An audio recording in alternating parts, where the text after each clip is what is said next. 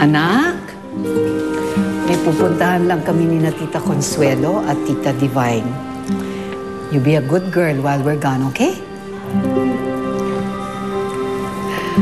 Oh, wala ba akong good night kiss?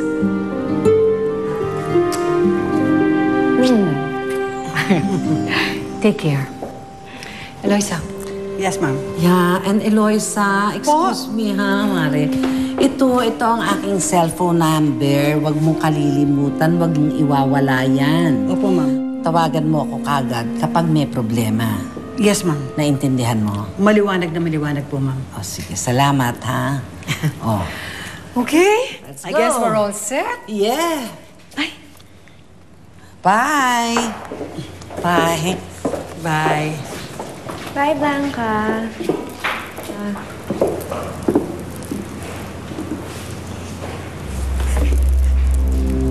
Ito, pakinggan mo. Wag na wag kang makakalapit kay Luis. Or else makakatikim ka sa akin.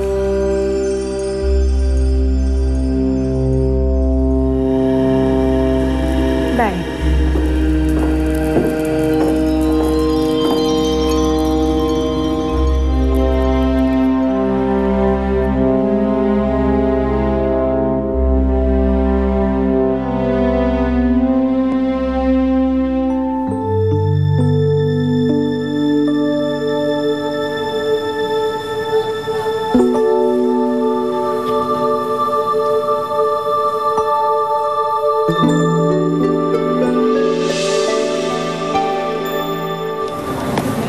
Salamat, Ani, ah. Pasensya ka na. Iniisip ko kasi ikaw si Ate Blanca. Pinapaypayan ngayon si Inay.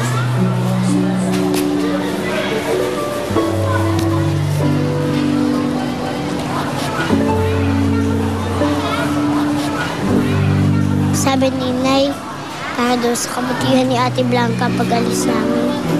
Paglayo namin. Kaya kahit masakit, iniisip ko pa rin. Gusto ko kasi na maging masaya si Ate Blanca at siya mas lalang gumanda ang kinabukasan niya. Uy! Yun yung rasyon, oh! May rasyon, oh!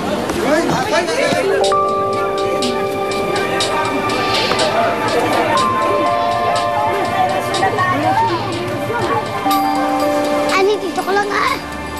Bantayan mo si Inay, ha? Dito ka lang, Ani.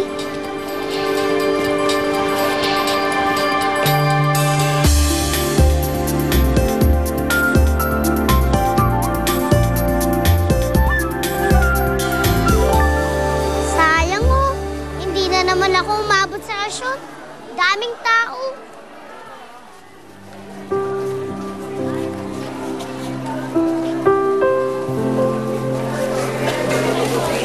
Ne, sa'yo na lang to. Pero huwag ka na lang maingay sa iba na inabutan ka ha. Sige po. Ang help po kayo. Ingat ka, ha? Salamat po. Siguro matutuwa si Inay. Pinakita niya to.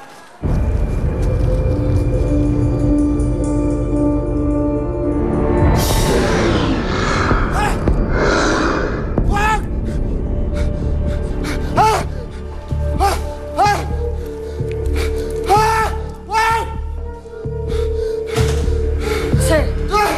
Sir Luis? Sir Luis? Sir Luis!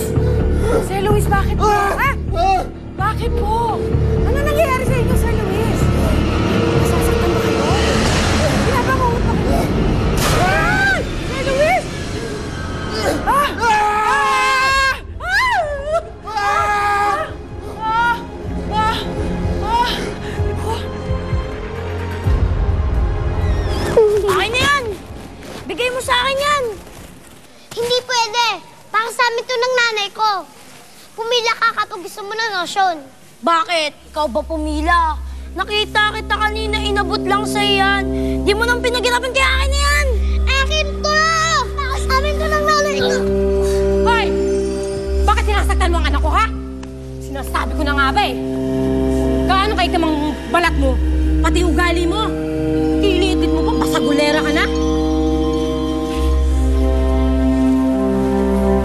Hindi pa ako nag-umpisa. Siya po talaga nag-umpisa. Mga kasama, alam niyo ba anong ginawa nitong batang lamang lupa? Gumagamit siya ng palakasan para makakuha ng rasyon. Payag ba kayo ng ganon?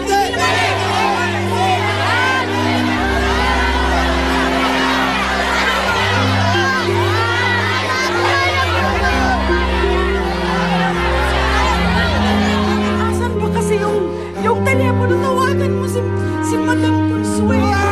Diyos ko po, nawawala. Hanapin niyo, maliit na papilyon, may telepono. Number yun, hanapin niyo, dali. Dalianin niyo. Manang Eloisa, ano po nangyayari kay Tito? Ewan ko ba? Napubuwang na yata. Gusto mag-amok.